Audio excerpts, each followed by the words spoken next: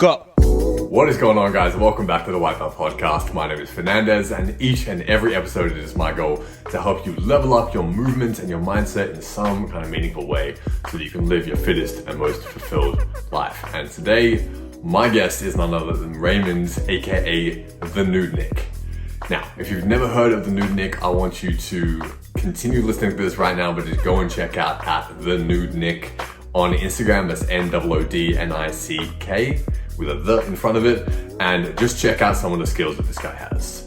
Raymond is an artistic calisthenics athlete who performs all kinds of insane moves on human flags, on gymnastics rings, one arm handstands on bosu balls with shape changes. It's wild.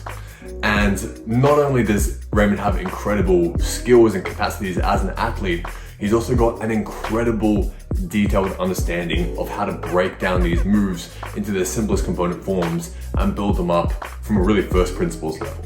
And he's also doing this stuff at 6'2". So it just makes all of the skills he's able to do that much more impressive. So if you've been struggling to make progress in your handstand journey, in your flexibility journey, or in any kind of strength skills, get into this episode, because there's going to be so many different gold nuggets in here for you to take away, different principles that you can apply, different frameworks that you can use in your own training, just to smash through your plateaus and to make progress so much faster. I know you guys are going to get a lot out of this episode because I learned so much as well. So without any further ado, please welcome Raymond, aka the Noodnick. And we're live, bro. What's going on? Thanks for coming on, bro. Hello. Very excited. So it's so nice to sit down and chat with you, Fernandez. I'm really looking forward to this. Yeah, man, we managed to make it work with the time zones and everything like that. But I'd just love for you to start off by telling people your name and a little bit about what you do.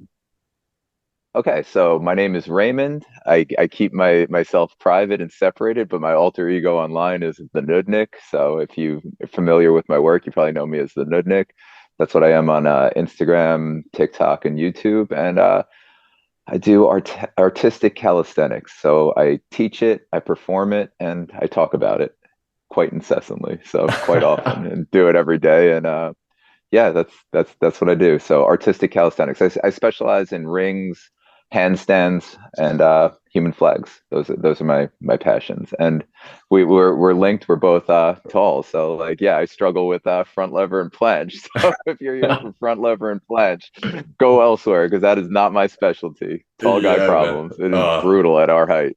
100%, dude. But just for people listening as well, if for any reason you haven't seen what Raymond does, I would really encourage you just to pause or to keep listening to this and just go check out his Instagram or his YouTube channel, because some of the stuff you do, man, is insane. And I love the artistic component of what you do as well, which makes it very, very unique. You know, a lot of stuff in calisthenics can be like performative, but people are just trying to do the most crazy displays of strength possible. But I'm a big fan of strength skills as well, and making things fun and making things a bit performative as well. So that's why when I first came across your stuff, it really jumped out to me as not only like really fucking impressive, even, you know, not just for a dude of your height, but just in general. But as well, I love the artistic component and how much fun it looks like you're having as well. And so I kind of wanted to dig into a little bit, like, how did you get into calisthenics first of all? And then what was that journey like to coming up with this style that you have? Perfect. Okay, so my introduction really to calisthenics was when I was 13, so 27 years ago. I was tree climbing. I wanted to race up trees as fast as I could, and I needed to get stronger because I wasn't quite getting up there as fast as I would have liked. And then I also wanted to be very creative with it. So, you know, I had to work on pull-ups, muscle-ups, and just getting stronger in general, grip strength. And that was really what led me into all of it. Then when I got a little older, you know, like 16, 17, I wanted to start doing like handstands, because party tricks, you know. Yeah. 17-year-old, you want to be cool at parties, do party tricks, do some handstands, do some stuff like that. Back then, you know, the bar wasn't set so high. If you could just walk around in a handstand, it was like, whoa, you don't have to do like one-arm handstands on a bosu ball or crazy nonsense like I have to do now to barely cut it on Instagram. Yeah, if I even like leave in, if I don't edit out releasing one of my hands in a one-arm handstand, like the views tank, you know, back then, like 24 years ago or whatever it was, if you just walked around in a handstand, you were the king. So that's hilarious. I did that. Yeah, that was my introduction to calisthenics. really. And then just really the philosophical side of it that really got me hooked was doing things I didn't enter adulthood being able to do. So it kind of started feeling like a Mm. lucid dream the more I did it. And yeah, it's just cool to acquire new skills that your body and mind weren't even capable of conceiving. So that's really what led me down this endless rabbit hole. It is endless, man. And what Mm. about the kind of artistic performance side of things? When did that, you started out kind of getting into things just for strength and for functional stuff for climbing trees. When did you start to experiment with some of the more artistic and almost kind of dance-like stuff that you do now? Great question. So I never danced. I was too cool to dance. I'm like, tall guy problem. I didn't want to be the tall guy on the dance floor dancing. So I can only dance when I'm off the ground. Yeah. So it was really like my whole background was fine arts growing up. So I was really into any version of fine arts, and then martial arts as a teenager also just got me into the structured movement of the dance like movement of fighting Mm. essentially, and then Which in martial my arts did in you my late practice? 20s I did Shirin-Ryu karate and I also did kung fu.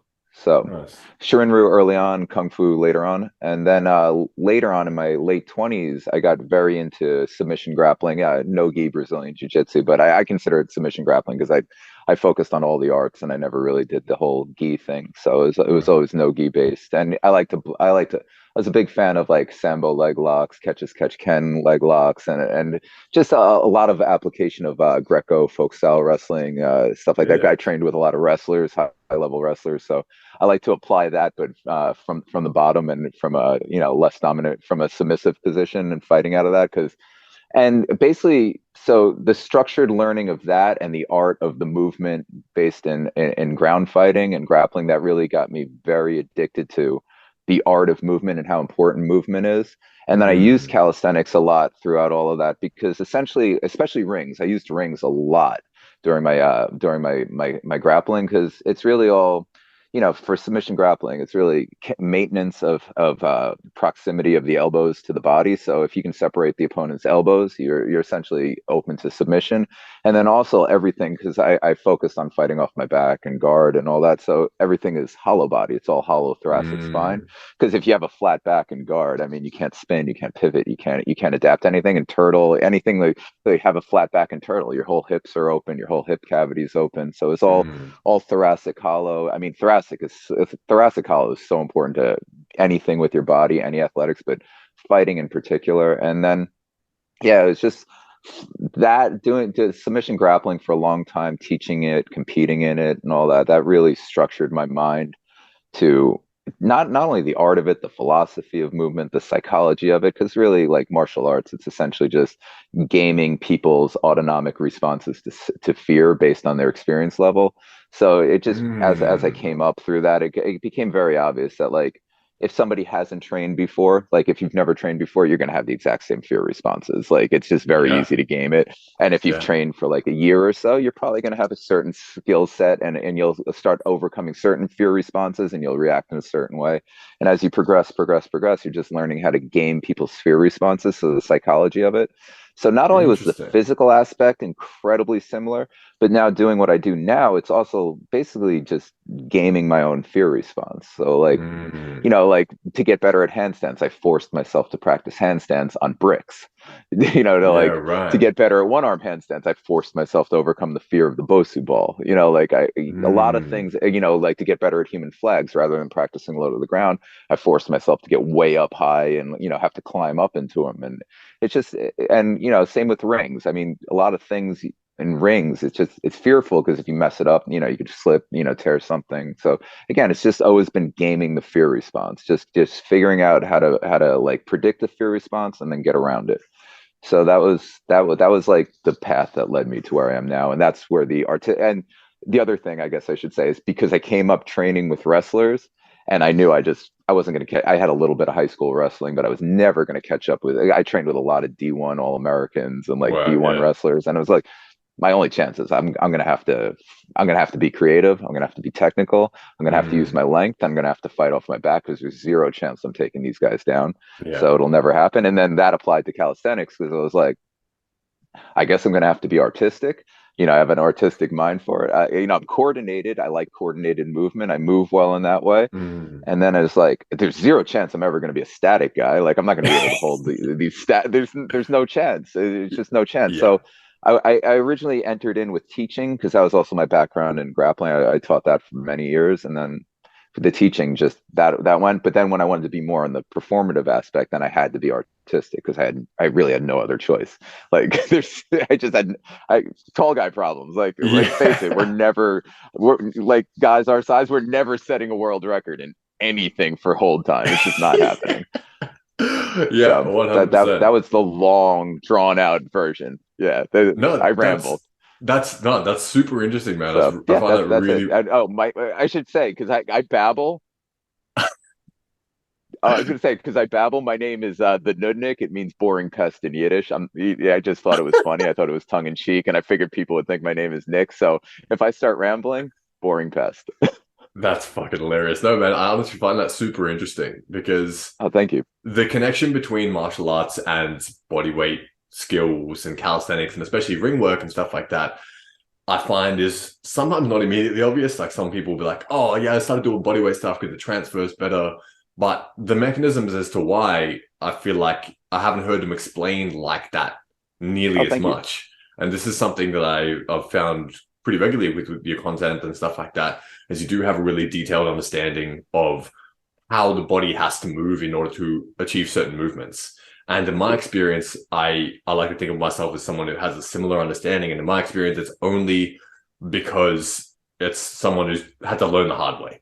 And I feel like that is because of being real fucking tall and not just being able to get away with sloppy technique or anything like that, both in your martial arts, your Mm, martial arts career and also now your calisthenic stuff as well. So first of all, yeah. how tall are you? And second of all, like how did you start?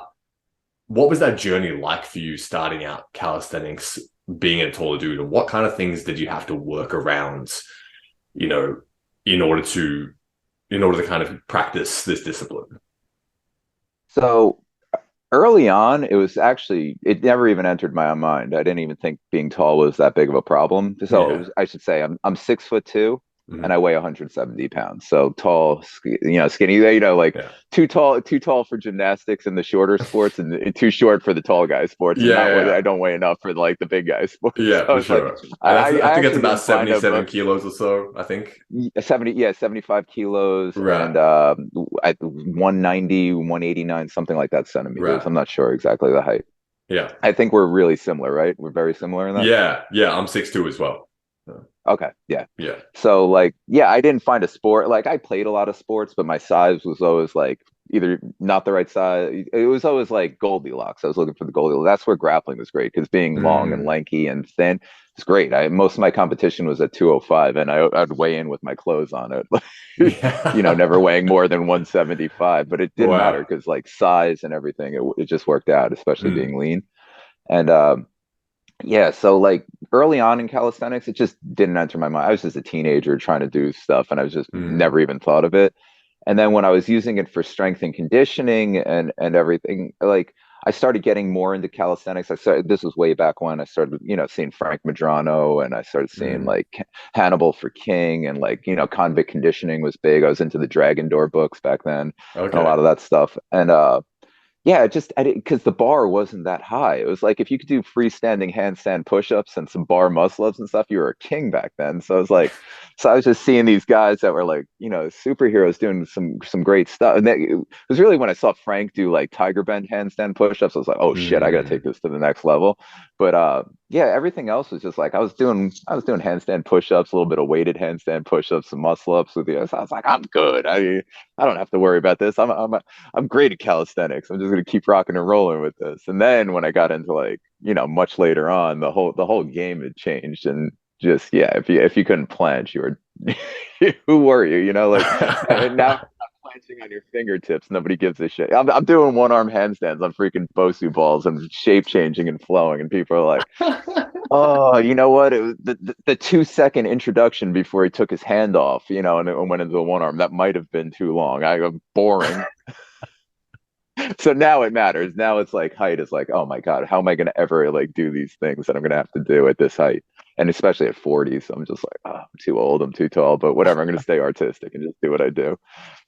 Yeah, 100%. And for anyone listening who's not 100% sure about the height thing as well, it just sounds like an excuse. Like there's a real physical component, like a physics component to this as well. Whenever you kind of extend the lever arm away from your center of mass, that's going to increase the distance at which gravity is kind of exerting force on your limbs. So that's why, for example, a straddle front lever is so much easier than a full front lever because your legs are so much further away from your center of mass, or like where your hands are on the bar. And so that's just going to be that much more force acting on the end of your feet, which is going to be pushing a lot harder, making it a lot harder to stay on the bar.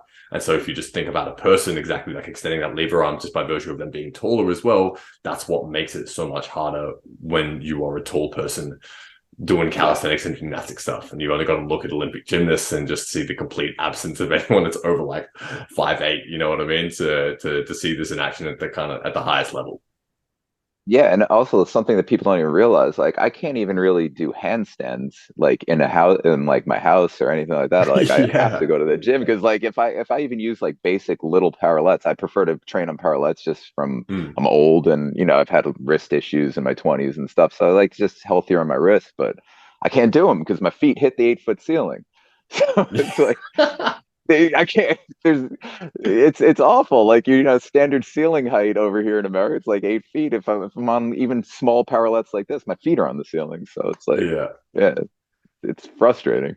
Yeah, man. So if they're like, what's your journey been like with joint prep and stuff like that? Have you had a lot of joint issues by virtue of your height and the amount of forces going through your joints, or what's that been like for you?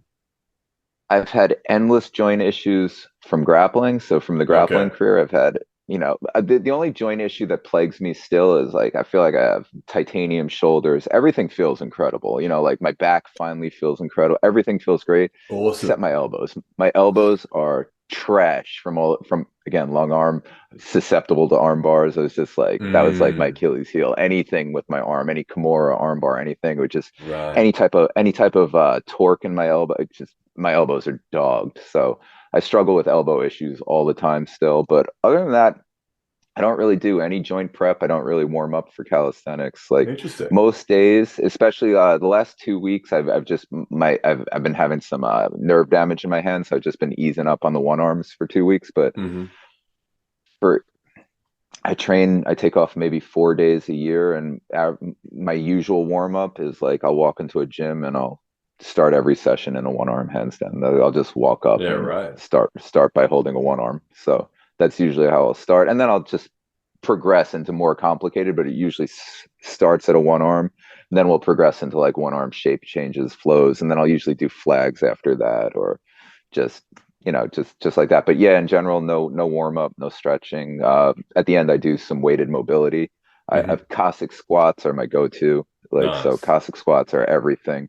I'm obsessed with those. They gave me side splits. No flexibility work, no stretching, none of Cool. that. Just handstands, flags, Cossacks, like almost every day, and then rings thrown in here and there. Just again, because rings, I haven't been able to train them really since February because I had a elbow injury as usual. It's just it wasn't even from calisthenics. I was just like my elbow just gave out one day because elbows they're garbage, and yeah, so like rings I'm getting back into slowly. But yeah, so I can't deal with flexion.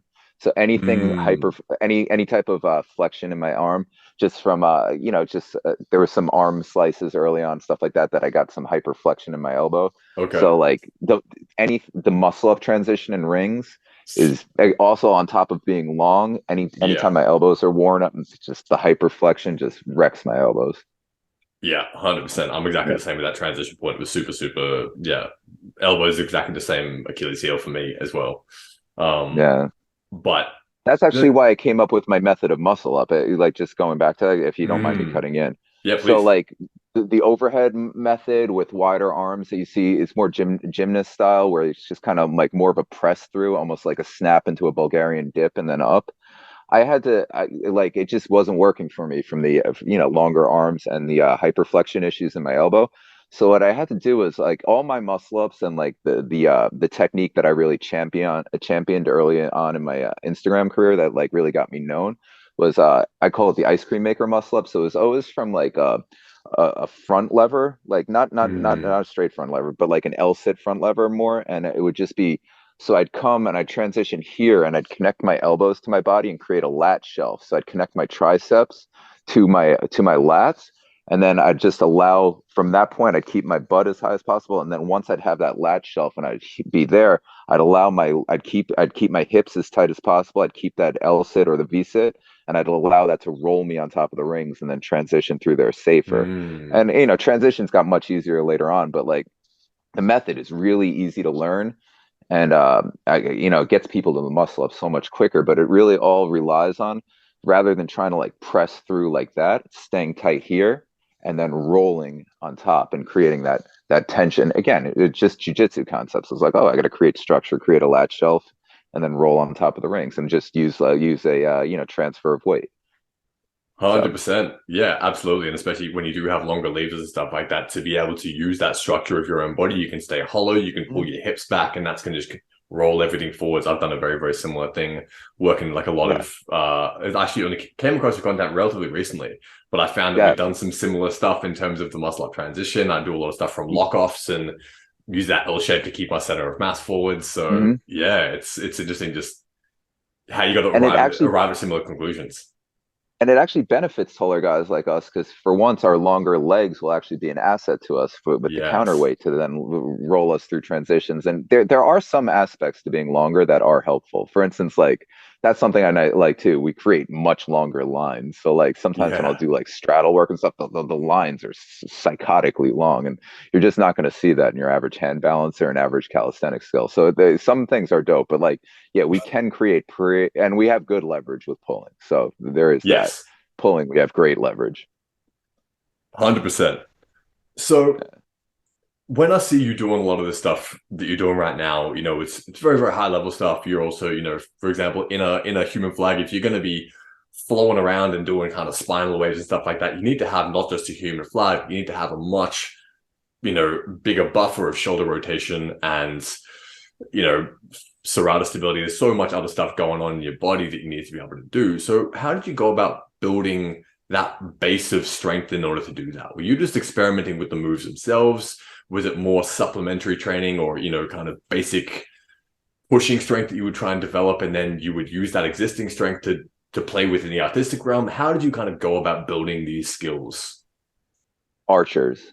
Archers are my answer to everything. So it's even like if you think of Cossack squats, it's Mm-hmm. essentially a leg archer. It's squat one leg out perfectly to the side straight and squatting down to depth, or over squatting with your foot up. It's just Mm-hmm. archer. So like pulling strength, O is archers. O is one arm out, pulling like that. Flags. All my flag strength comes from top arm archers, bottom arm archers. So it's Interesting. all archers. And then the better I got at archers, the more I understood it. It's just finding different places in them. Then behind the back archers, we're pulling the head. It's just everything Mm. comes from archers. And this is So, archer and that pull-ups you're talking about, or archer push-ups as well? everything. So pushing strength, archer push-ups, dips, archer ring dips. And like it Mm. would start out with just going down and do a typewriter, then a Mm. negative, come pull it back in, come up, and then when you're strong enough that, and then that also leads to flies as well. So once you're strong enough with archers, then you could do that. Once I was strong enough with Cossacks, then I could go out to a full split. So I always like to have one leg working and one leg not only just it adds a bit of resistance, it adds a bit of assistance, I should say, but it also Mm. extends your range of motion. That there's magic, especially for longer joints like us, that can be had for just straight joint work. Straight arm work is fantastic. Straight leg Mm. work, like with longer limbs, I find that it's so healthy and beneficial to our bodies to do straight work, which you're really not going to do in traditional weightlifting or traditional training.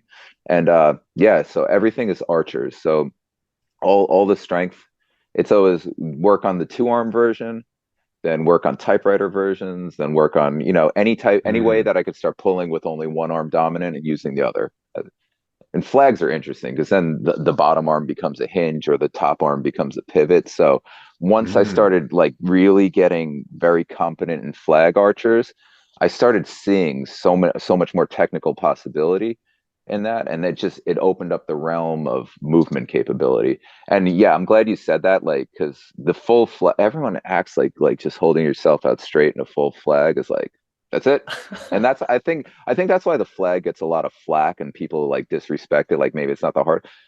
That was like years before what I'm doing now. Yeah. Like full flag is literally just like, okay, the theme park is now open. Now you can start going on the rides. But you're gonna have to Mm, wait in line to get on every one of those rides, and each one's gonna be a process and yeah. have fun with that. But the full flag is literally level one. Everything leading up to the full flag just preps you for everything you're gonna have to do if you want to start taking in omnidirectional flags, is what I call it. Same with handstands, Mm. omnidirectional. I always want to move in every single range of motion and every plane of motion.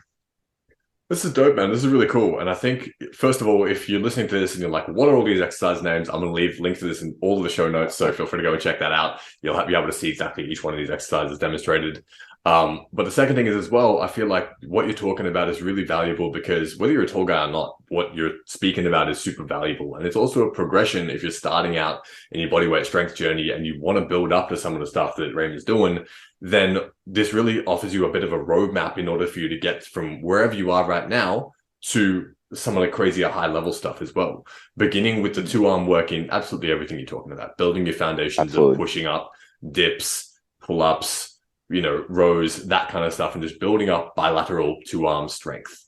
And then once you've got that, extending the lever out. So starting with like a two arm pull up, for example, and then extending one arm out and starting to get used to holding some load on that straight arm. That's called a typewriter version, when you start in and you extend out, and then eventually working into archer negatives, where you extend that out and then you drop down, keeping that arm straight, getting more eccentric loading through there, and then eventually doing the hardest version, the concentric, which is pulling up with that straight arm all the way together. And then like that's a step-by-step process that you can follow and build up from wherever you're at in order to be able to build this kind of base of strength.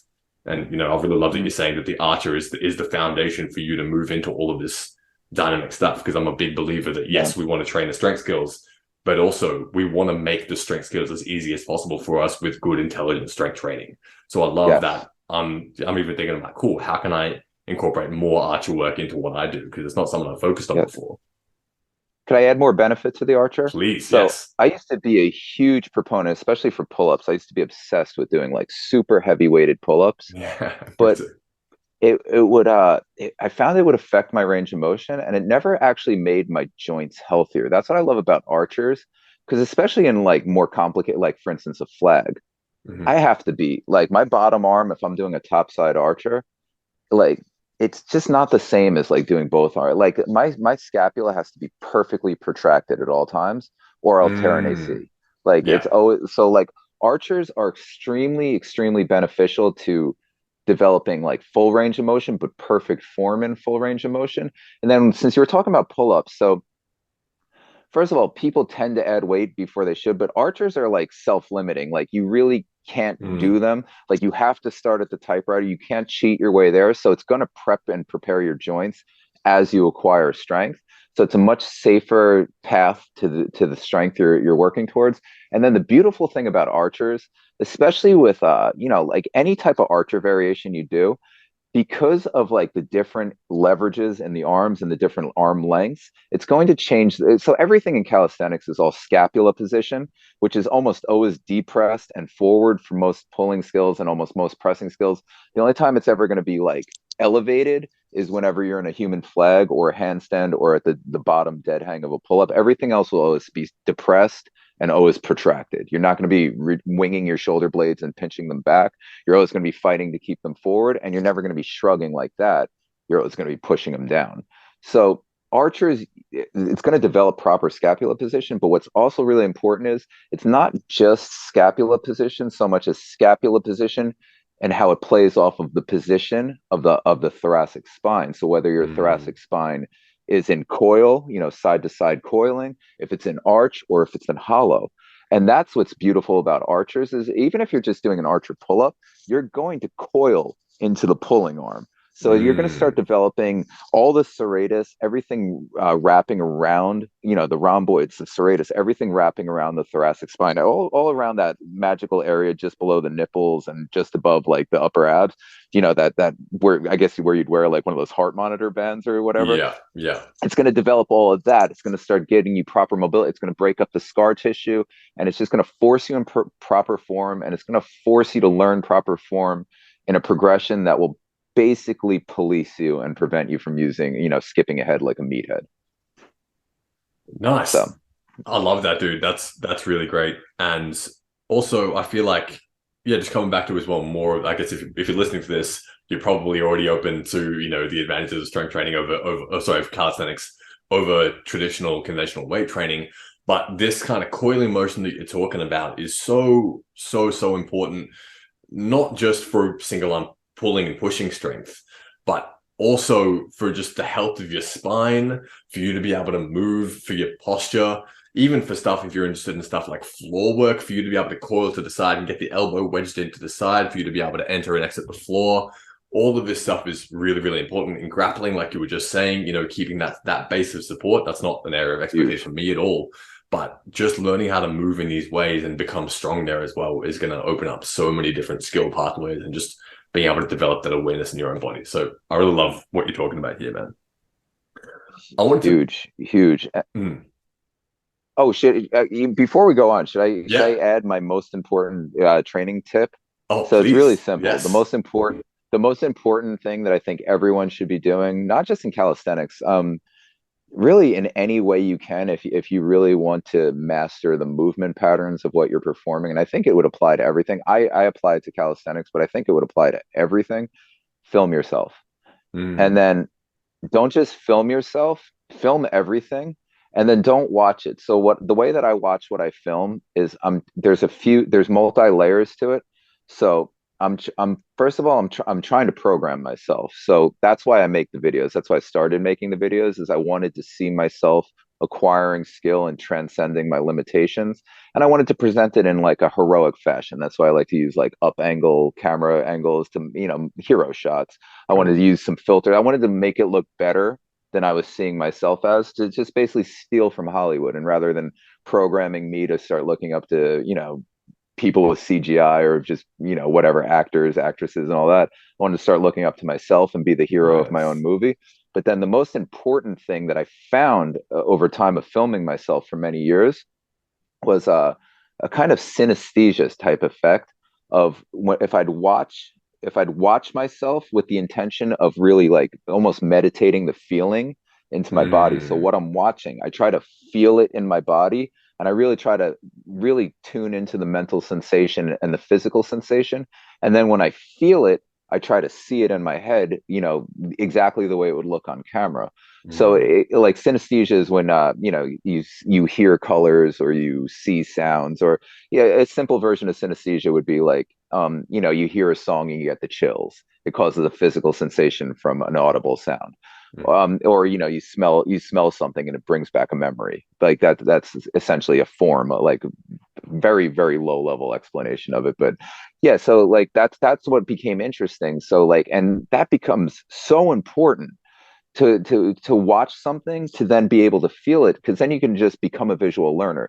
So like, if you learn how to mimic, and like I was always very good at mimicry, but if I had understood this synesthesia aspect of converting sight into physical sensation within, you can acquire skills so much quicker, because anything you see, your brain's going to be and it's going to develop over time. It's not special to me or anything like that. It's just a learned skill that you have to apply yourself to. And you'll just watch something, and now all of a sudden you can mimic the patterns, and you can feel the patterns just by thinking them. And then what's really amazing is, like, when we're doing calisthenics or doing anything really, like, no matter what it is, your psychology is going to alter your perception of reality. Hmm. In calisthenics, like people with back levers, they think they're in the perfect back lever line. They're way Yeah. up in the air like this. Back Yeah. lever is like the ultimate, like, psych, you're not anywhere near where you thought you were. Yeah. Like, but if you start training it to like this, where sensation becomes sight, like the awareness is off the charts. Like I Yeah. did a challenge like a summer ago or something like that, blindfolded calisthenics, like complex ring sets, Wow, complex sick. blindfolded and you could just see it like that's where it really became so profound to me, where it's just with the blindfold I'm still watching the flow happen as I'm doing it, and it came out flawless. You like, cannot tell the difference between blindfolded and unblindfolded, just because physical sensation converts to exact sight now. And I'm not Mm, special, it's just anyone can do it, but you got to spend a little bit of time doing it. Just film everything. I get so mad at people, like, friends I work out with, people I work out with, they won't film their warm-ups. They won't film something because they don't think it's like worth posting. It's like, it's not about worth posting. It's about training your mind to acquire really a superpower. You can blind sight. You're getting blind sight based on a tactile response. It's amazing. Like, film yourself.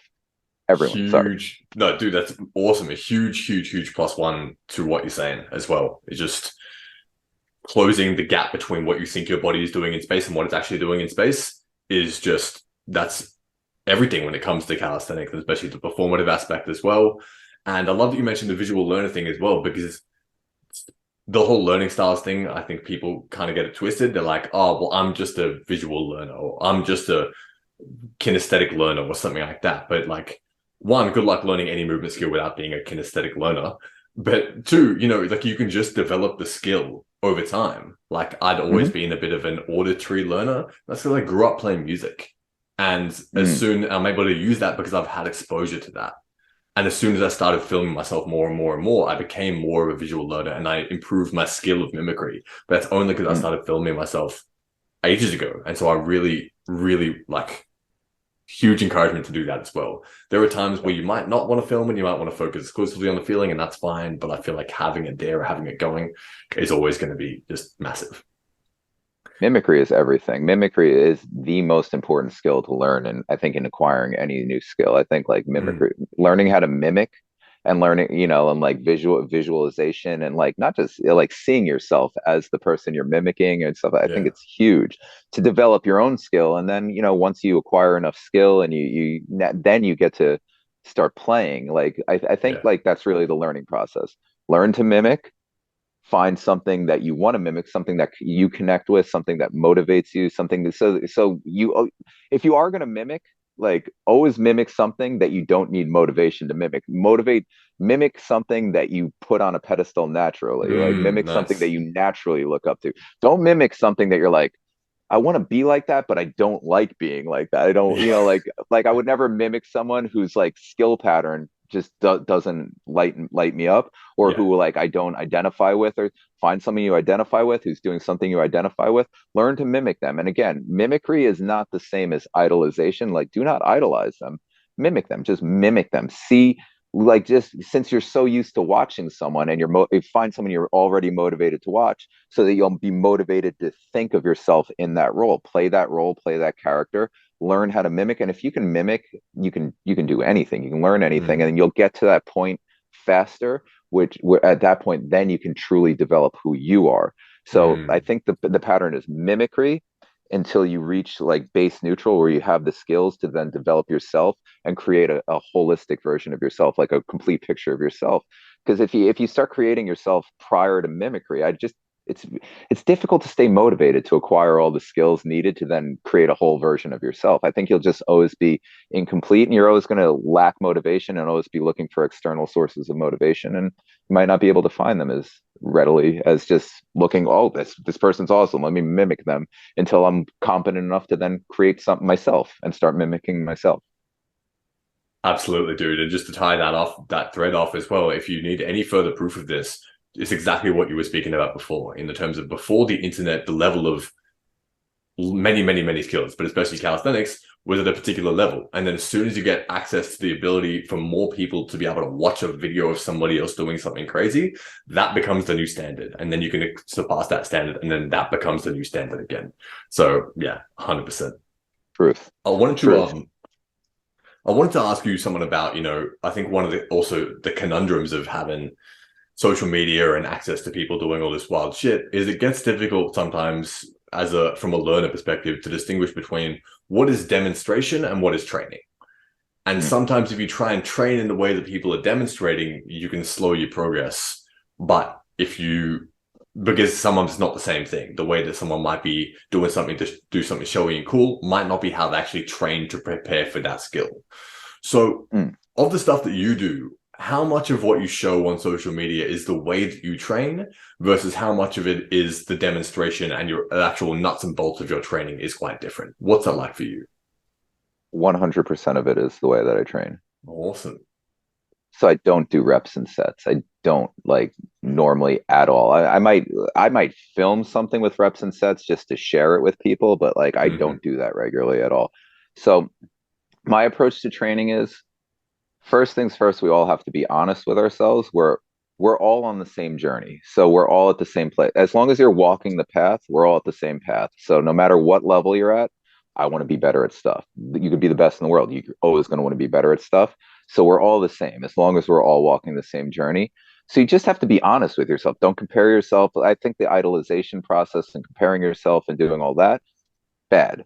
Just be honest, don't beat yourself up, like, but mimic. So look up, Mm. mimic, learn to mimic them, and then like just find the methodology that works best for you and that your body works best at. So some people prefer like structured learning. I don't like structured learning. I hated school. I like chaos. I like surfing chaos. That's what I like to do. I like chaotic learning. I like exploring every possible, like I don't want to do a set of like 3 sets of however many reps of handstand push-ups.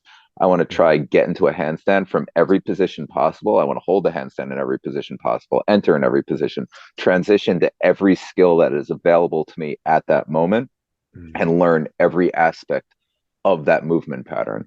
So like for me, like that's why I don't like reps and set style training. So ever since day one, it was always like, even if I could only do a frog stand, and then like like a great skill pattern that I like to put beginners onto is just, all right, so you start in a pike hold. So if it gets at all too technical, just a pike hold, which would be like a handstand with your feet on the floor, so your body's like that and you're in a handstand like that. Then I'd lower down, bring my elbow, like seamlessly fold my body down, bring my elbows inside my knees, and then lift up into a frog stand, which is just a very basic yoga pose where you have bent arms and your legs are out wide like that, and you're just balancing your arm like that. And then just lean forward, go to a headstand, lift yourself up to a headstand. The end. So I think everything I like, my methodology is always flow patterning. So moving from Mm. one position to another seamlessly. But again, that's my style of learning. And people who like, work out with me and stuff like they usually connect. But if they don't and they prefer reps and sets, I think it's all about finding what keeps you. We're all individuals. We're all unique. We all approach Mm. learning differently. We all have different goals. If you're a static guy and your goal is to hold the longest front lever, like don't do what I do. Yeah. Like figure it out. My statics are garbage. Like I'm just I'm just doing what works best for what I do. So I flow very well and I move very well because it's the only thing that I do. And then Mm. yeah, so I think that's it. I think don't, again, mimic, but don't copy, don't emulate. Like, and just figure it out. Like, figure out what you want to be good at, and then be good at that. Like, work towards that goal. So, if you want to be good at flowing and statics, you're probably gonna have to do a little bit of both. You're gonna have to break some bands out. You're gonna have to do some things, but you just have to figure out what always motivates you. What keeps you happy, what keeps you eager to train, what keeps you coming back for more. I think that's way more important than whatever program you do. It's just accepting who you are, accepting where you're at on the journey. Like, so like it shouldn't be like, oh, don't always focus on the carrot at the end of the stick. Just Mm. just have fun. Be where you are. Like you're always gonna want more. So don't focus on what's in the future. Just focus on where you're at now and do like every day when I go in the gym, my only goal is to do something better than I've ever done before or different than I've ever done before. I don't care if it's like just, like slightly better form and something I've done before. I Mm. just have to do that every time. And what I'm doing by doing that is I'm being honest with myself, and I have to figure out every day what my body is capable of on that given day. Because I don't want to go into a gym with like preconceived notion of what I'm supposed to do, or it be like I have to do this because some random person wrote this on a sheet of paper and charged me $50 to like email it to me or something like that. I don't think that's beneficial to me, my mind, my training strategy, or anything like that. I just want to go in there and get maximum results out of my body for what it is capable on that day. And that's the only goal. So I think that's a good approach to training.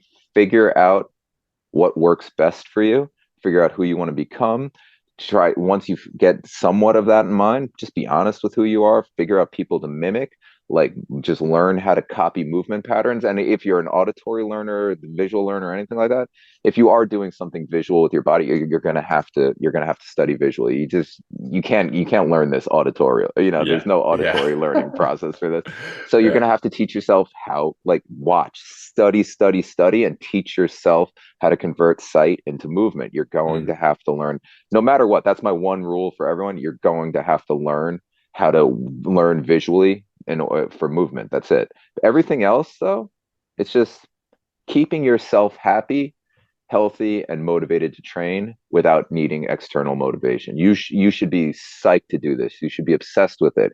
And if you're not, just find what makes you obsessed. Why do you want to spend your life doing shit you're not obsessed with? Like, do stuff you're obsessed with. Make time go away. Like, if you're watching the clock, you're doing the wrong thing. Like, you should be doing the Mm. thing where you go in there and it's like 2 hours later, you're like, oh no, I missed my appointment. Yeah. Yeah. Yeah, dude. I I'm really, really enjoying this you hearing you speak about this philosophy, and I'm so glad that you go on the way that you go and you're speaking about this stuff because for me it's 100%. The more we can take this enjoyment and this passion and this healthy addiction into the things that make our bodies thrive and make us feel awesome, make us feel fulfilled, and make us feel like we're powerful and we're capable of learning the things that we want to learn in order to get what we want out of life, the more fitness can go in that direction as opposed to the how long do I have to run on the treadmill in order to get what I want. And I hate running on the treadmill. I'm like, let's go that way. So, Yeah. and also I like how you're talking about the fact that you don't have to do reps and sets. Because I know Mm-mm. for me, when I first started learning, like I am more of a reps and sets guy. But when I first started learning, I would go so far down but how many do I do? Just tell me. I don't know how many, what's right.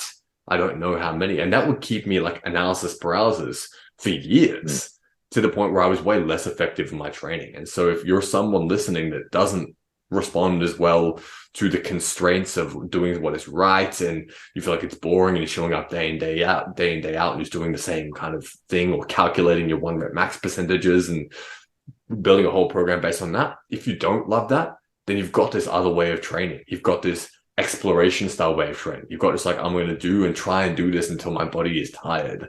And then I'm going to Mm-hmm. come back and do it again. And I'm going to try and do it a little bit better. There's not just one way that you have to do this stuff. There's many different ways. And this process of discovery can not only help you do more badass training skills, but also discover yourself more and how you like to learn things. So I think this is super powerful what you're talking about, man. I actually have a cool cheat code if Yeah. people do prefer reps and sets. It's a cool way of looking at it that I always really enjoyed looking at it. So whether it be for dynamic skills, for static skills, for anything like, endurance-based skills or just general hypertrophy skills where you just want to look better, Mm. there's going to be a kind of a it's always going to be like a pretty similar average, but you'll find an average that's most suited to your body or to your skill level based on whatever you're trying to, and it's always going to be time under tension and tempo of movement. So if you are struggling with reps and sets, so you can ask yourself, maybe if you're working on dynamics, like you're going to have to spend time under tension, like at maximal time under tension for the movement you're performing. If you want to work on statics, again, you're going to have to spend time under tension. If you're working hypertrophy, and it's all going to work out to about the same. So if you look at it for rate of exertion versus time under tension, there's always going to be a balance. So high rate Mm. of exertion, it's going to be lower time under tension, like endurance sets, lower rate of exertion, higher time under tension. So it's just think of it as two scales, how hard Mm-hmm. you're trying, how long you're doing. And then the movement should always be as controlled and, as controlled in the tempo that is appropriate to your movement. So if you're doing dynamics, it should never be sloppy. It should be perfectly controlled. So use a shape, an angle, use anything in your dynamic efforts that can keep you as controlled in your tempo through a full range of motion as possible. Anything you're doing, endurance, same thing. Tempo, you might go faster, you might go slower, but you're going to have to use as much control as is possible. So always have maximum control. That will generally dictate your tempo, because you just certain things you just won't be able to do at maximum control for the same amount of time. So just think, how hard am I trying? And how long do I have to before I run out of energy while trying that? So that's really the cheat code for everything. It's always amount of effort, amount of time under tension. That's it. Absolutely, dude. And then just Yeah. learn the rep ranges. Learn, like, strength, dynamic effort, hypertrophy, and endurance. And once you have like a general knowledge of that, it's real simple. Just time under tension versus rate of exertion. That's it. Absolutely. And also understanding that there's no right or wrong within there. If you were doing something that is a higher intensity, by definition, you can't do it for as long. So it's okay to do it for less time. And that's where your 5x5s and your 10x2s and all that kind of stuff comes in, or your 5 to 10 second front lever holds and all that kind of stuff comes in. Versus if you want to do 20 reps of something, you're going to get a more of a pump and all that kind of stuff, but you're not going to be able to do nearly as high intensity stuff. So it's also okay that you can just pick whatever you want to do for that particular day or for that particular training block or however you want to split it up. And then you can just do that. And generally, even if you look at the research and stuff like that, there's not that much difference in terms of hypertrophy, strength outcomes and stuff like that when you equate it across a pretty wide range of rep ranges. More so for hypertrophy, you've got a really big range. Strength is a little bit more high intensity, low time under tension, but you've really got a range to play with. And there's also blending between those two. I have one more fun cheat code too. Yes, like the master rate, if you would say. Like, this is my favorite. This is what I find works the best in terms of just holistic development. You're going to be safer, better joint health, stronger, honestly, better aesthetics. Everything's going to max out, and I consider it dynamic isometrics. So, like, what I would like to say is, like, what I think works best, especially when you're beginning, and honestly, it might work best at is as slow as possible. Like, rather than doing like, say, high range, high rep muscle ups or something like that, go for a minute muscle up. So perfectly smooth muscle up pace, you know, 30 seconds up, 30 seconds down. Film yourself and then speed it up to the pace of one muscle up, and make sure that it looks perfectly smooth. So, like, that's something I love. Like that, you could do like handstand push-ups rather than doing like a set of 10. Do one handstand push-up for 45 seconds. Like, so essentially, like, what I like about that style of training is it carries over really well to dynamic strength. If somehow it makes you crazy explosive, I find. You're essentially holding an isometric throughout each incremental step of the entire range of motion. And you're working endurance and you're working hypertrophy, because you're getting maximum amount of blood flow into the muscle. You're getting, maximum damage to the muscle fiber. Everything. I think everything maxes out. Like, I really think that if I had to choose anything, it would always be as slow as possible through a complete range of motion any day over higher rep stuff. Yeah, nice. And just, I'd love to kind of package some of this up as well, because there's so much gold in what you're saying as well. And I just want to kind of make sure that people are getting some take home stuff as well. So if you want to incorporate some of this stuff into your training, first of all, understanding that you don't have to do a particular number of sets and reps in order to do it. You can explore different positions. You can try and variate stuff by doing it with better form. You can try and vary it by doing different variations or different angles of it. You can also incorporate this, whether you want to call it dynamic isometric or super slow training, in which you're exposing yourself to so much more time under tension of the most difficult parts of the movement, but also of the entire movement as well.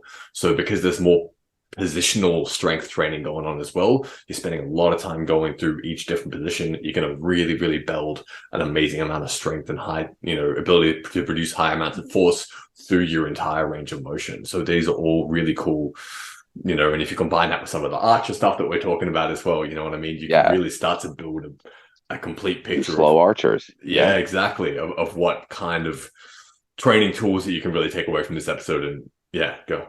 What I like about the I like the really slow pace too, like the really controlled paces. You're going to find places to rest within the movement pattern. That is so crucial to advancing, is learning how to rest under maximal effort. So there are places that don't look like a rest place at all, but by really understanding the full range of motion, It's not all the same. Like stop thinking of these things as a single skill. Hmm. Hmm. They're vast. Like a Nice. handstand is not a handstand. They are vast. Like there's endless variations, and then within each variation, there are places where you can rest. There are places where there's so many tricks and so many hacks, and really explore everything. And like, yeah, go slow, because if you go slow, that will really open your eyes to places where you can rest, places where you're going to have to struggle, places where you can hide movement flaws, where you could cheat movement a little. Like you'll maybe like a muscle up, you might learn how to, oh wow, I could just do a little thoracic kip, and it'll never come across as a kip to anyone else, but it's just me arch hollow, and it'll just snap you above the rings. There's so Nice. many tricks and little technical hacks you can figure out just by going slow Dude, and awesome. full range of motion. I love it. I love it. The other thing that really jumps out to me, especially as you're speaking now, but even as I was doing the prep for this podcast as well, is just how you come at skill training and learning skills from a very different angle to a lot of other people, especially when it comes to like the handstand, for example. We mentioned your muscle up and your different technique for learning that. And when it comes to handstand stuff, a lot of the kind of the influence for handstand training comes from gymnastics, where everything is like super straight line, super strict, tight body, and hold for long durations, use the wall, all this different kind of stuff. But when I look at your handstand training video, which they've got a few of them, but I'll link a couple of them in the show notes as well because they're really excellent. You have a much more ground up, almost strength based Yes, I'm so glad approach you said it that to way. getting somebody into the handstand position that's completely different from your straight line, just work the chest wall and just hold that and your Mhm. sets and reps and all this different kind of stuff. So I'd love to talk a little bit about your handstand philosophy, how you think about the Jeez. handstand as a movement, and then also how you introduce people to training. Because I think it'd be really valuable for people that are getting a bit frustrated with their handstand training, that's kicking up, flopping over, kicking up, flopping over, and they want to be able to use Awful. it in the ways that you do it. I think kicking up into a handstand is an advanced skill. I think it should be learned later on. Nice. So my approach to handstanding is absolutely the way you put it, ground up. So I think the handstand journey should go like this. So you're going to start your handstand in a frog stand, bent arms, work to straight arms, crow stand, bent arm, work to straight arms, bent arm handstand, and just incrementally start, bent arm handstand with a tuck, and just incrementally start bending your arms less and less. It's about a 2 month process on average to like anyone with like decent like basic level of fitness. If you have like a basic level of fitness, you're not like, maybe you didn't play video games your whole life, maybe like even you're 30 years old, you played a little sports growing up, something like that. I think anyone with that level of fitness can get to the point of doing a handstand push-up within about 2 months if you learn from the ground Interesting. up. And while learning that, there's also, first things first, also, while, because you're just in a frog stand, you're close to the ground, you don't have to worry about falling or anything. But while doing that, you should also learn how to cartwheel. And a Mm. great way to learn how to do that, you just incrementally learn how to cartwheel. And then the only thing I think the wall should be used for regularly is learning how to bail out of handstand. So, stomach to the wall, go about like maybe like 2 feet off the wall, have one leg on the wall, hang another leg over your head until it flips you over, and just learn how to cartwheel out. Because handstands are incredibly safe. So, like, let's say this is the front side of my body, or like my belly button side. Hmm. Like, you don't have to worry about falling stomach down. Like, you just put your feet down. The whole risk, and again, gaming the fear response, is people are terrified of flipping over and landing on their backs. And if you're in a straight arm, like the only time you should ever worry about flipping over and landing on your back is if you're in a wide handstand, like a super wide handstand, like an inverted Mm. cross. You have to roll out of it. Your hands are out here. You can't post a hand and cartwheel. Or if you're at the bottom of, if you're like really doing like super deep handstand push-ups, like you're just down here, you're not going to be able to post a hand and Mm. cartwheel out. You'll probably hurt your shoulder doing it. But everything else, I mean, it's really just boom and cartwheel and reach for the ground. So like, I always kick up with my right leg. Whatever leg you're naturally going to gravitate towards kicking up with, the opposite hand and opposite side will always be your bail side. So I always know in a handstand, unless I'm in a one arm handstand, if I'm in a two arm handstand, I'm always bailing to my left 100% of the time. I never have to think about it. It's automatic. It's automatic. My left hand goes forward. My left foot reaches for the ground. Never think about it. It's as safe as could be. Never have to worry. So that's why I think immediately, like while you're learning frog and then crow stand, take that time. Get up against the wall. Walk your feet up a wall, spend a little time like developing, that your your shoulder strength and everything, and locked arms, everything like that. And then just learn how to cartwheel. Push yourself off the wall, dangle a foot over your head, learn how to cartwheel. While you're doing that, once you start getting into the bent arm phase, start experimenting with walking. So you can even use the wall, like walk up, and instead of like cartwheeling out when you hang your foot over this time, have a garbage banana back and start learning how to walk. Because walking, people think walking's more advanced. Walking's just controlled falling. It's way harder to hold a stable, like perfect line handstand than it is to walk. Walking's just basically every time you're about to fall, let your legs keep pulling you over and let your hands walk forward with you. So learn how to walk. And then really by then, you're in the bent arm handstand. You just bend your arms less and less. And then pretty soon you'll just be like, oh, I can get up into a handstand. Sure, your line won't be perfect. Maybe you don't even have enough shoulder extension at that point, but it doesn't matter. Just hold a banana back handstand. And also, if you learn from the ground up, once you are at that point, again, should take about 2 months on average, you can automatically already do a handstand push-up. Is it a great handstand push-up? It might only be a quarter rep, but the point is you can already do that. And then, like later on, start kicking up into a handstand. So when you're working on planche, when you're working on like things like press entries and stuff like that, that's when you should start learning, because kicking up there's a lot going on. Again, you don't do dynamics before you can do the stat. Like, it's silly. It's like, I think kicking up into a handstand is like trying to do a muscle up before you can even do not even a pull up, but a ring row. Because that's what I would consider a frog stand. Like frog stand is the equivalent of just standing upright and basically just doing a row. But like kicking up into a handstand, like before you can do that, it's like doing a muscle up, trying to do a muscle up before you can even do that. So yeah, master Interesting. that, and then start kicking up, and then like then start playing with that once your shoulder, because kicking up is tricky. You got to like change the angle of your body. Your shoulder has to go forward, then your body has to come back. You have to start like doing stuff like that. You have to move in unison. You really have to learn complex movement patterns, and you're just not like, it's so much easier to enter a handstand slowly and controlled, because again, handstands are all about conquering fear. So when you first start learning how to balance on a handstand, your fear responses, you're going to over respond and overcorrect to every single stimulus that will like trigger the falling fear. So the second you think you're falling out of a handstand, you're always going to overcorrect in the beginning. So there's a very valuable process there where you're just learning to maybe use 10% of what you would automatically do. Whatever your instinct is, use 10% of it. And it's going to take you time to start like, getting yourself to only use such a small fraction of what you think you should do. And then once you learn to control that, that's when you should start. Like once you learn how to like actually stabilize and rebalance a handstand, and really, like get used to the fear response, stop overcorrecting, using 10% about 10% of what you think you should correct with. That's when you should start learning how to kick into a handstand. Because even if you kick in, if you don't have all that, you're always going to overcorrect. You're just going to keep reinforcing bad learning patterns, bad movement patterns. But if you start entering with that, it's really easy to learn how to kick into a handstand once you learn how to rebalance a handstand, because you just kick up that much, kick up that much, kick up that much, kick up. Oh, look, oh, just a quick balance correction. Oh, up, easy, done. You just sequentially kick in, and it's like it might take you a day. But if you keep trying to kick into a handstand, it might take you 6 years. It might take you 10 years. Like if you never develop the strength and never develop like the response to the fear of falling, it might take you forever. You might never get a handstand. But if you just spend that 2 months, work your way from the ground up, once you're in the handstand, and a good thing about the bent arm handstand is you're going to learn how to stop overcorrecting at the bent arm, because it's easier to correct in a bent arm because again, you're shorter. And then once you're all the way up there, all those patterns of the bent arm are just going to keep working their way up into the full handstand. And then as soon as you're there, it's really just kick a little more, kick a little more, kick up to enough where you could just float it, and then just use your balance skills, use your correction skills, and it's done.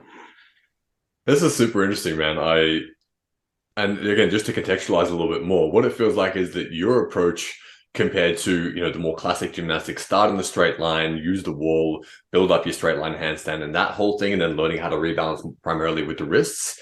That is some people don't think of a handstand as a strength move at all. Some people think of it as a low strength, high skill movement. And coming at it from learning the straight line perspective first requires a lot less strength than doing the way that you are You were an advocate of it, and please correct me if you feel like you disagree as well. But to start to learn to press up out of a crow stand into a bent arm handstand and then press up is going to definitely require more strength. But Much more.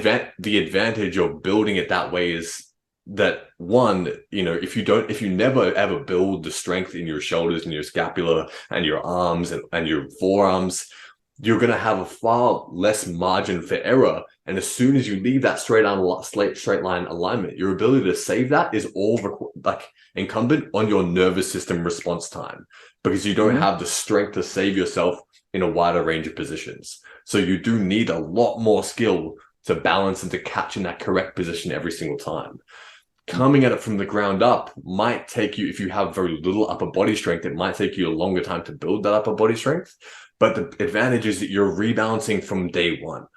You're Hmm. using everything, you're building the strength from day one as well, so that your range in which you can balance is enormous. It might not look like the prettiest straight line handstand from the very get-go against the wall. You're going to be in all kinds of different shapes and stuff like that, but you're building that shoulder conditioning, forearm, wrist, arm conditioning from the very get-go, and learning to control yourself balancing under load. And the more that you're able to get that, you're going to be able to save yourself. You're going to be able to catch yourself in all these different positions because you're strong in a wide variety of positions and you've got the strength to be able to hold yourself. And if you look at b-boys, for example, breakdancers, they've got capoeiristas, for example, they've got an amazing Hmm. ability to balance handstands, never having once learned toe pulls from a wall or anything like that, because they're so strong in so many different positions. And it's Yeah. just, again, understanding that there's not just one way to learn things. You can learn in many, many Hmm. different ways. And maybe if one approach isn't working for you, you can maybe try another one like this. So I think it's really interesting what you're talking about. Yeah, anyone who tells you there's one way, they're just gatekeeping. Like, maybe they're trying to protect their bottom line, to protect their teaching income, protect, like they're keeping the lights on. I've never been Mm. in a gymnastic gym, and of course they produce high level results. But, structured learning that works exactly the same way takes a little while. I mean, it's a good way to pay the rent. Yeah. Like I don't know, like no hate whatsoever. Gymnasts are unbelievable with what they do. But so like my one arm handstand. I've only been doing one arm handstands for 10 months now. Wow. Like, so like you can develop these things really quick. Like you can develop a lot of these things really quick. So like another misconception that people have. So like my whole methodology that it's just my go-to. I've been developing it for years now. Is like the uneven. So I always have one levered equalizer, and like I like to use that like with or without the bosu ball, and I use that method to progress people towards the one arm handstand. So a good friend of mine, she got her first handstand in May of this year. So like mid May was her first handstand where she free balanced it. She is already on the bosu ball. She's at like the 1 second hold on one arm now since Dang. May of this year. Yeah, and it's just all about like you start working immediately on the uneven using the equalizer. People think it's so much more difficult, and it is on scapula strength. So what it's going to do is it's going to once you can get into the handstand, now you got the bent arm strength worked on. Now you got to start working on straight arm strength, and that's all scapula elevation and scapula positioning and stability and all that. So by using one arm high, what you're doing is you now have like almost like you can have some lat connection. You can almost approach it like an elbow lever, Mm. and like you have the wider footing. So like you now, rather than just this, you have this whole wide base with feet on it for stability, and then you have the one arm working primarily in strength.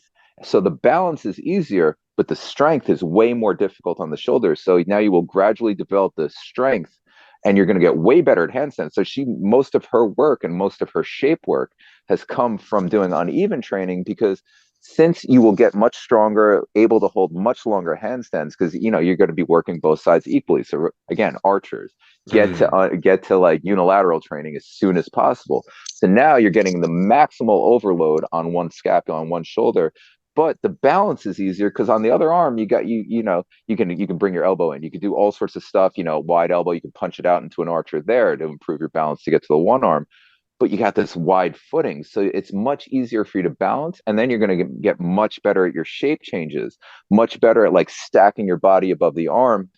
And it's people see it as more difficult, but it's actually like, I think the second somebody has a handstand, they should immediately get to uneven training, because why not? Mm, Like, why sit there trying to develop your handstand the hard way when you could get your shoulders way strong? That's why I use the bosu ball every single time I train in a one arm, just because like it gets my shoulders so much stronger. Why wouldn't I want super titanium shoulders that then carry mm, over into the flag? They carry over into everything else.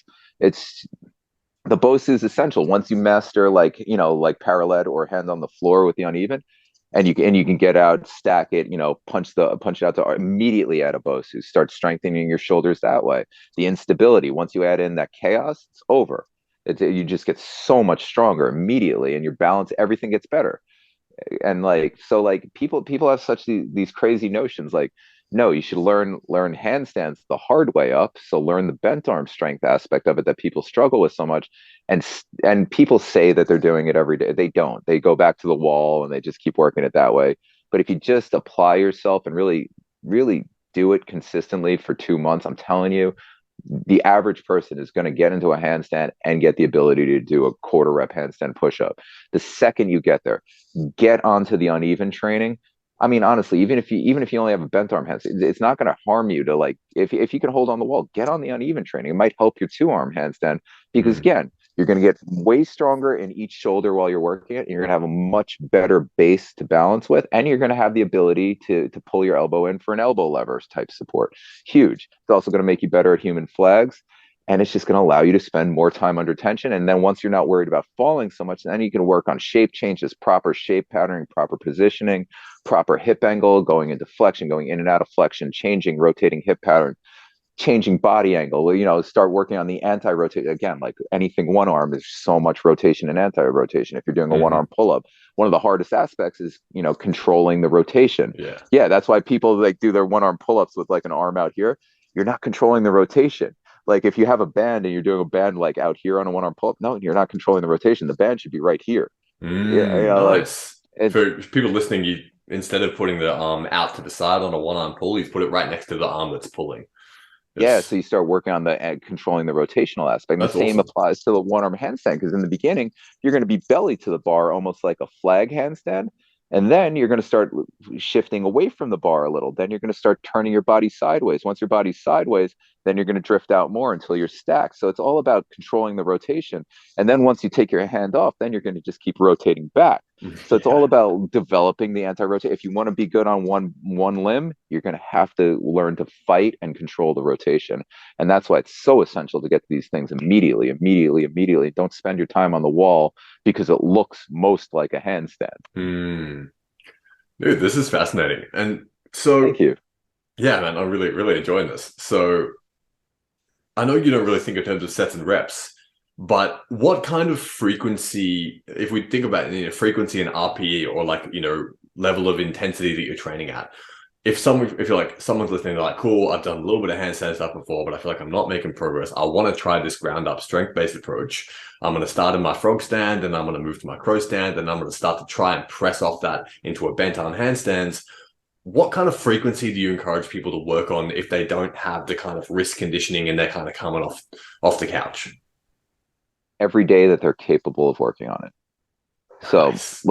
let's say if you only work out 4 days a week, maybe you can do it immediately 4 days a week. Because again, you don't have to do that much. I'm not saying spend as much. I would say every day. I would say every time Mm, you work out, spend as much time as you can comfortably spend working on these. Like, so I worked on one arm handstands for like 2 years, and like, I got some progress, but I didn't get anywhere. But then like once I started, a good friend of mine, KP, the specimen, unbelievable. Like if anyone wants to see him, KP the specimen cruise, unbelievable how good he is. He was just like, yeah, do it every day. What are you doing? Like just work on it every day. 2 weeks later, I'm balancing one arms, no problem. Just because I was thinking, oh man, I'll do it a little. Oh, maybe I'll do it again. Maybe today is a good day. But just if you want something, do it every day. Like if somebody held a gun to your head and was like, "Hey, Fernandez, you got to acquire this skill, and you got like you need to get it as fast as possible. You're gonna work on it. Like, maybe I'll set myself a schedule as much as you can every hmm day as much as you can, and as much as you're motivated to it. So if you want to like do it every day, do it to the amount where you stay healthy and then you stay motivated. So as much as your body will allow every day, and as much as your mind will allow every day, but do it to the frequency. That's my recommendation. Every available opportunity, do it if you want it, and it'll just come quicker. Just don't do Mm. as much of it. Like, again, that's the problem with, I think like steroids and like bodybuilding magazines really screwed up people's understanding of programming, because they all think like, oh, you got to do these individual body parts. There's got to be like 13 different exercises, sets within them, this, that, the, like, yeah, I don't know. Maybe do like 15 minutes of frog and crow, for the day. That's it. That's fine. Maybe, like, let's say you're working out for 45 minutes. Okay. Maybe you're not doing that many things. Maybe you're working out for 2 hours. Maybe you're working, whatever you work out for. Let's say you only work out for 45 minutes. Okay. Like, you don't have to warm up. You're just going like this on the floor. If your wrists hurt like this, use parallettes. It'll be a lot more comfortable. You don't have to warm up. I mean, the frog stand and the crow stand is a warm up. So rather than warming up, just incorporate easy balances like that. I mean, anyone can do a frog, or, crow stand will take a little more effort, but anyone can do a frog. I've taught frog to like 80-year-olds like that, Mm. within like literally just here you go, just do it like this, get them in the right position, teach them rather than ripping their feet off the ground, get onto ballet toes, and then just bring their feet together, close the kinetic chain so they're not, letting kinetic energy out. If they're a little afraid of falling, get close to a wall where in your full position, you're only about that far off the wall. So you can just tap the wall and come back to balance. Like, literally, I've gotten 80-year-olds in frog stand within like 2 minutes. It's Wow. not Yeah. challenge any. It's a warm up. Just do it as a warm up. Like, whatever you can do, just do it every day to build a habit. But at the end of the day, really, what you're doing, these are skills. There's strength. There's all of that aspect, but people, like when you first start weightlifting, you first start training, you have that initial explosion of strength that you think the rest of your life will be like, oh, I gained like 50 pounds on my bench press this week. Yeah, yeah, yeah. Good Yeah. luck with that for the rest of your life. Enjoy, Yeah. enjoy the first month while it lasts. Yeah. Every new calisthenic skill is essentially that, because they're so far, especially hand balancing, because not only is it foreign, but you're upside down, everything's, so like, just because it's difficult one session doesn't mean it's going to be a lot easier the next session, because really what you're doing, do it with a high frequency, because you're just trying to create, the neurons. You're trying to connect the neurons to the motor units of your muscle. You're trying to innervate and electrify as many motor units in your muscle as possible and gain as much control of them as possible. So you have to do this with immersion. Think of it like someone who's going to a language class like 2 days a week versus somebody who's dropped off in a foreign country and has full immersive learning. You want to give yourself immersive learning so you can create as much, wire your brain to control your body. The soul, whatever, is what drives you, animates you. This is the computer of the vehicle. This is the vehicle. Just create as many electrical connections, and you're hot rod. You're like, whatever. I don't know anything about cars, but you're like, I don't know. You're I like, have no you're idea. souping it up. I don't know anything about cars. You're modding your car. Just, improve your electrical connections, brain to body, and just do that's through frequency. Immerse yourself and do Yeah. it every day. That's it. Just as much as you can, for as long as you can stay healthy and as long as you can stay mentally motivated and not be watching the clock. When it feels like a chore, do something else. Mm. Nice, man. I think that's a really sound principle for people to be, because again, any recommendation of sets and reps or whatever it is just going to be so individualized that it's gonna be great for some people and shit for somebody else as well. So when you do start something like this, my perspective on warming up and stuff like that, and I'd love to see if you agree or if you disagree, is that some people will need to warm up more than others, and what is warm up for someone is going to be somebody else's workout, and what is a workout for somebody else is going to be someone else's warm up. So yeah, go. Can we pause for 1 second? Sure. Yeah. Because it's going to be post production. My son is calling to say goodnight. Could I exit the meeting and come back and redo it and Yeah, keep that's cool. going? Yeah, no worries, man. That's all good. Okay, I'm going to exit for 1 second, call my son, and then I'll come right. Just enter it through the same link, right? Yeah, beautiful. I'll stay on, man. Awesome. Okay, perfect. I'll be right back. I'm so No sorry. worries, man. No, all good. All good. Okay. I'll chat soon. I don't even know how to get out. I can end the How do meeting if how you want do? to. No, I'll figure it out. I'll just exit. Okay, I think. Yeah, I'll it should leave. be good. Okay, there we go. Bye. I see ya. Wait. Oh my God, how to leave? Okay. I'll chat to you soon. Boom. Um, Oops. yeah, nah, man, please don't apologize for that. Yeah, I love that you Just jumping on chat, had to quick chat to your son. Um, yeah, but I was just saying on the warm up thing. So what is somebody's? Some people will need to warm up more than others. You might need to warm up more for a particular movement for your body than another movement. What is considered a warm up for somebody is going to be someone else's workout, and what is considered a workout for someone is going to be someone else's warm up. So you know what I mean? So Mhm. for you, Absolutely. you might be at the level of conditioning and work capacity and joint preparation that you can jump straight into a handstand. And for someone listening, you might be at that point too. And that's totally fine. You might not need to do 1,000, everything warm up and stuff like that just for the sake of doing it. You might be able to jump straight into it and still get the benefit out of it. What I love about what you're saying is just doing it as much as you can do it. And that's all, just thinking about your own body. Like, if jumping into this, is my performance suffering, or do my just joints hurt straight away? For me, I know that if I jump straight into like a press handstand session, my joints are like, no way. So I personally feel like I need to warm my wrists and forearms up before I do that particular movement. Whereas Hmm. for some other stuff on the rings, I don't really feel like I need to warm up as much if I'm just doing a shoulder stand. You know what I mean? I'm like, oh, that's the Yeah, warm up. I can just press up and do that, and that's exactly. fine That is for a warm me. up. Yeah. Yeah, exactly. That's fine for me. But for someone who's doesn't have the bicep conditioning for that or the shoulder conditioning, that might be like, whoa, you want to warm up before you do that. So I just wanted to kind of highlight that for people listening as well. Yeah. It's the same thing with the frequency as well. Depending on your work capacity and how long you've been training for, how much other stress you have in your life, your recovery, your sleep, your nutrition, how hard you're training, all of that stuff is Mhm. all going to affect how frequently you can train. So the most important thing is, and again, just bring it back to what Raymond said, like, just do it as often as you can manage it. And your body will tell Yeah. you if you're doing it too often, or if maybe you're getting bored with it, or if you're not. See if you can do it more often and see how your body responds. You might be pleasantly surprised. And I think like the warm up, that's your time to experiment, especially if you're new to training. Experiment Mm, with warming up. Figure yeah. out which way you feel best. Like again, no matter what, there is no cookie cutter, there is no one size fits all. We're all going to have different levels of joint play. Some people just have hyperlaxity in their joints. Some people can Yeah. just like, they can do anything. They're contortionists like without even trying, they're Yeah. just hypermobile. Like you Yeah.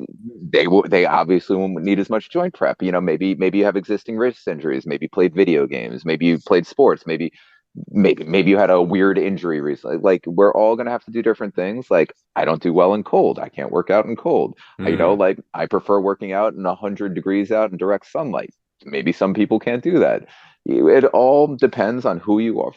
Again, while mimicking, in order to allow yourself to mimic, I think a very important thing is figure out what you're capable, who you are, what animates you, what you're drawn to, and what you're just just figure out who you are while you're learning to be like someone else. Learn who you are at that moment, and then mm, you will meet yourself later on. So you learn who you are when you started, as you're making your journey towards becoming someone else. Then once you start like seeing yourself in that person's shoes, seeing yourself acquiring that, this who you were is going to start catching up with who you're seeing. And then once you're there, now you can just like play and just really develop yourself as a whole. So I don't warm up. The only reason I don't warm up is because if I don't respect and I'm not a little bit afraid of what I'm doing, that's when I tend to get injured because I'm not mentally present. I'm not taking it as seriously. So like mm. there's a few times where I just tried to warm up with dead hangs. I was just like not paying attention. I was like, oh, my shoulder's a little tight now. Ouch. Like I'd cramp a lat, like, or just something stupid. Just because for me, I have to like the one arm handstand. I'm not going to do an amazing flow pattern, but I do that just because I'm a little afraid of it. And I know it's going to immediately excite my nervous system. That Mm. said, getting inverted, whether it be a headstand, any type of handstand, even just getting inverted and getting that blood injury, I'd go on the rings and like an inverted candlestick, something like that. Getting the blood into your head, it's just a great way to excite the nervous system. And so much of what we do is so dependent on the central nervous system, like glycogen levels in it, like stress levels in it. Getting that blood into your head and really like getting that central nervous system turned on. Great idea. Another great thing to do for your warming up or anything. Really work on like grip stuff. The tighter you can grip, the more you can white Mm. knuckle grip. You get that neural drive, and then that's gonna again feedback. At the end of the limbs, tight grip. tight connection between the central nervous system. When I'm doing hand balancing, if you're doing hand balancing, a great thing to warm up with as you're approaching more complicated things is really locking those legs in place, really extending at the ankles, really putting tension into those, really just, again, Mm. white knuckling. Same thing. You could do the same thing with your feet. You want to create tension. If you're not connected, create tension in the ends of the limb to just provide feedback into the central nervous system and activate the central nervous system. So there's so many ways you can warm up. Some people might warm up by like music. You can use music. You can use, some people eat before work. I always work out fasted. Like, we're all different. We're all unique. Figure it out and just do what works for you and learn yourself. Learn yourself. If you want to become someone else, you damn sure better know who you started out with. You can't become Yeah. something greater than who you were if you don't know who you are when you start. Figure out who you are so that you can become better than who you are. Absolutely, man. And yeah, I think, just like you're saying, like find what is true for you. That's, I really loved that phrase. Actually, a previous guest on my podcast just said that. I love that phrase. Like, find what is true for you. And, if you're in the beginning of your handstand journey and you've never been upside down before, maybe getting inverted in the very beginning, well, that's going to be like that's your max, you know what I mean? So you don't want to start there, but you can warm up in other ways. So it's always about like taking whatever you're hearing on something like this and just being like, okay, how can I apply this to my situation? How true is this for me? Where do I need to modify this stuff for my own personal thing? And again, that's the fucking learning journey. And that's the best bit. That's the beautiful bit. So, dude, and again, I love that you can just always bring it back to do it as often as you can. I just like, that's just Yeah, such and a, the same thing applies to nutrition and diet, I think, too. yeah. I mean, there is, I like, at the end of the day, as long as you're not eating processed foods, like, I'm a long time vegan, but it's not for health. That's just like a totally spiritual thing for me. Like, you can be healthy in anything you do. Like, it doesn't matter as long as you're not eating processed foods, as long as you're eating like whole foods, as little human interaction as possible. Obviously, there's always going to be some level of human interaction. The more you minimize the human interaction, the more you use real ingredients, the healthier you'll be. It's really simple. Don't overeat. Obviously, there's calories in, calories out. Yeah, so like, just don't overeat, eat minimally processed foods, and then really just figure out what you love eating, figure out what, the healthiest foods that you can palate and that you can tolerate, and the foods that you really love, if you want to get healthier with that, figure out a way to make those foods healthier, and just, there you go. That's your diet. You don't need all this complex nutrition, all this. Just figure out the how much you eat during the day, like how you feel. I feel like shit if I eat on a full stomach. I don't like digesting. Okay, that Mm. works for me. Doesn't work for you, and you like eating before a workout. You don't like being hangry, like you don't like the feeling of an empty stomach. Eat, and just Yeah. minimal processed foods. Figure out what you love to eat, and like figure out the healthiest foods you love to eat. And for the foods that you love to eat that aren't healthy, rather than cutting them out of your life, you're making yourself better. Figure out a way to make those foods better.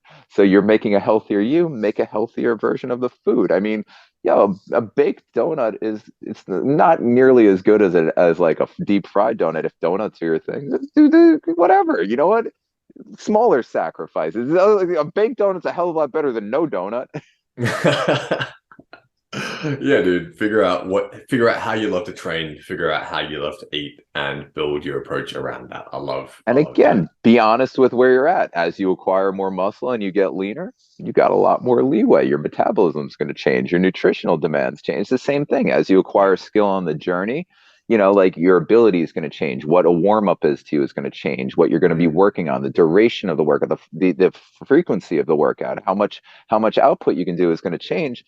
But one thing is going to be true with dieting, and it's the same thing is going to be true with skill acquisition. You're always going to be at the same point because you're always going to want more. You can never look too good, and you can never be too strong and skilled. So just accept it.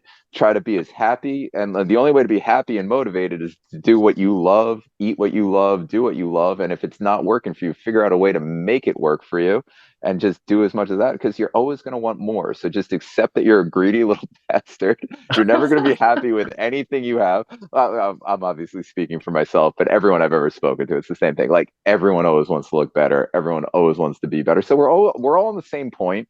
We're all in the same part of the journey. And the more successful ones are usually the ones that are doing what they love and figuring out a way to do it in a way that is consistent with what they love, to maintain as much love as possible, make time go as fast as possible, make an hour feel like a second, make healthy foods taste delicious, make strenuous workouts feel, I don't know. I don't know if I'd say easy, but accessible, and Mhm. just look as good as possible, feel as good as possible. It's a really simple formula. Don't don't do things because you think you have to. Figure out what you have to do in order to thrive. Figure out what like you have to do because it's unique to you and you love it and you can't live without it. Figure out what animates you. Figure out what's going to get you wanting to go to the gym every day. Figure out what you're going to want to eat after the gym. Not what you think you're supposed to eat. Just, you read it in a bodybuilding magazine. Like you don't have to drink raw eggs, or you don't have to eat chicken breasts with brown rice and steamed broccoli for the rest of What? your life. I gotta take Yeah, you down don't my have to do ebook like now. that body. Fuck it. Yeah, oh yeah, you don't have to. I'm You fucking. can if you, hey, I'm yo, joking. if I'm you like it, joking. you know. Yeah, I like Yeah. brown rice and broccoli. I wouldn't eat Yeah. chicken, but I'd eat seitan Yeah. with it. But like, yo, you can, but there's better ways to do this. I mean, notice the common denominator in like, your typical contest prep food. It's minimally processed. That's it. The end. Like your primal diets. If you're doing it whole foods, that they all work. No matter what you're doing, the less processed food, the better. Exercise, the less bullshit, the more complex, like full body movement you're doing, the more strength, like the more strength, the more mobility, the more range of motion, you're just going to be better. You're going to be stronger, you're going to perform better. Food, the more nutritionally dense it is, the more macronutrients it has in it, the less, like the less processing, you're going to be better. That's it. Simple. Everything's really easy if you stop overcomplicating it because you think you have to do things. Like don't pinch your nose and drink some disgusting green juice because some influencer was like, oh, that's how I start my day. Like, like it's freaking ridiculous. Don't do that. She's not doing that for real. She's doing that because she got paid to say that. Oh, that's amazing, dude. And I think the other thing as well with this is like it becomes so much easier to find, when I hear somebody say go and figure it out, that's the only way that you can do it. It's finding what is true for you, it's going and figuring it out. But where that gets really tricky and complicated for people is if they pass fail themselves. When they think, Mm, oh, I have to do this diet and I have to stick with it, otherwise I won't get what I want, and I'll fail. When it's just like, well, there's a million ways to do this, and I just want to find the one that I like the best. There's no failing. There's just, yeah. this is, I don't really like for me. I don't really want to stick with this. Maybe I should try and go with this more. Maybe I should try something else that lights me up more. And when it's just this constant tinkering, constant experimental process, you don't have to pass or fail yourself. You can just be like, I'm going to keep on going until I find that thing that I'm like, fuck, yes, I cannot wait to get back in the gym and do that. Oh my God, I cannot wait to get home and eat this. It all becomes, the question of motivation becomes so much less of an issue. It's not no issue at all, but it's so much less of an issue, and everything starts to fall into place when you just ask the questions of yourself and you're willing to go and experiment, find your own answer, and you let the other stuff be a test of itself, not a test of you. You let the diet plan, you let the workout regime, you let the sets and reps versus the plate, you let Hmm. all of that be a test of itself. Do I like that? Not am I good enough for this, or did I pass or fail at this? That's when you flip the game on its head, and that's when you start having so much more fun with it and getting so much more fulfilled with it. Yeah, because I think you have to become yourself. I think diets, I think programs, I think they work great in the short term, but they're made to be short term. They're like Yeah. lifestyle is the only thing that works. And your life. So like you use your lifestyle to build the life that you want. That's the only thing that will ever work long term. So yeah, if you need to like Mm. do something quicker, yeah, maybe do a little bit of a diet, maybe really reduce, do something, maybe use a program if you're really trying to like there's one skill you really want to work on, you're just great with program learning, do that. But at the end of the day, it's the long journey. If you're doing something, make sure that you want to be doing it for the long term, or otherwise invest your time in something that you actually want to be doing. So like if you plan on walking the path for a long time, if you plan on eating healthy for a long, I mean, it's not like like you want to look good, you want to feel good, you want to do all these things. You have to make a lifestyle. There is no crash course. You can't just keep doing the same program forever. I mean, Yeah. there's aspects of it, but like you're gonna get I mean, unless you don't get bored, then do you. But like for most people, diets, programs, those are short term. You Yeah. have to figure out a way to make it a lifestyle, change your life.